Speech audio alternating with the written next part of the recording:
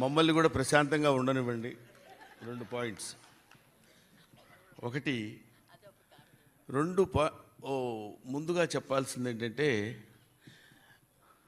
నన్ను ఏదో పిలిచాడు ఆయన, ఓకే, ఏదో మీకు సన్మానం చేస్తా ఉండంటే ఎవడైనా ఆనందపడతాడు కదా, పోన్లే సన్మానం. ఉన్న ఊళ్ళో సన్మానం అంతా పెద్ద నెగ్లెక్ట్ చేసినా పరాయి ఊళ్ళల్లో అంటే ఇంకా కొంచెం ఆనందపడతాం.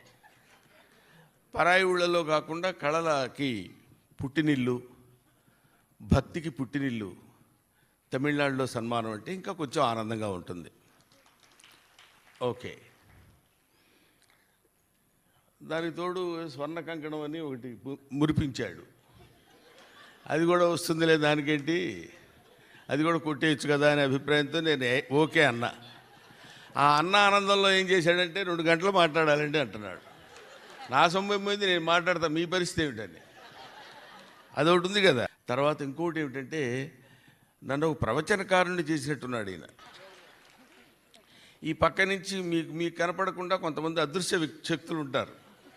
మనం పొరపాటు తిరిగామంటే దిగండి అంటారు. అది మనం కొంచెం జాగ్రత్తగా వాళ్ళని కాసుకోవాలి. చప్పట్లు కూడా 2 రకాలుగా ఉంటాయి. ఆనందంతో కొట్టే చప్పట్లు ఉంటాయి, దిగిపోరా కొట్టే చప్పట్లు ఉంటాయి. దిగిపోయిన తర్వాత కొట్టే చప్పట్లు ఒక రకంగా ఉంటాయి, అమ్మయ్య వదిలేసాడురా బాబు అని. ఎందుకంటే మనం మాట్లాడేటప్పుడు ఒక్కొక్కళ్ళు ఒక్కొక్క పుస్తకం, అమ్మ ఇందాక నుంచి చూస్తున్నాను, ఆ పాప తనకి పసిబిడ్డ, దానికి తెలియదు. అది అందువల్ల నేను మాట్లాడటమే అంతంత భయంగా చూస్తున్నాను ఇక్కడ.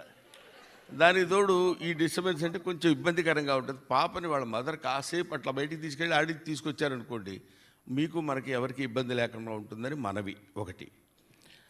తర్వాత ముఖ్యంగా ఒళ్ళు దగ్గర పెట్టుకొని చెప్పాల్సింది ఏంటంటే, కొంతమంది ఒక పుస్తకం తీసుకొని వస్తారు ఇక్కడికి. మా ఫ్రెండ్ ఒకడు అన్నాడు, బాబోయ్ రైల్వే గైడ్ ఎంత ఉందిరా బాబు, ఆ బుక్ అదంతా ఎప్పుడు చదువుతాడో ఏమిటో ఎప్పుడు అయిపోతుందో అని టెన్షన్ పడిపోయి నాతో అన్నాడు. వాడు పర్వాలేదు, పుస్తకం అయిపోయిన తర్వాత వెళ్ళిపోతాడు. ఇంకొకడు ఉన్నాడు పక్కన, వాడి దగ్గర పుస్తకం లేదు, ఏమీ లేదు, ఎప్పుడు వరకు వదులుతాడో తెలియదు అన్నాడు.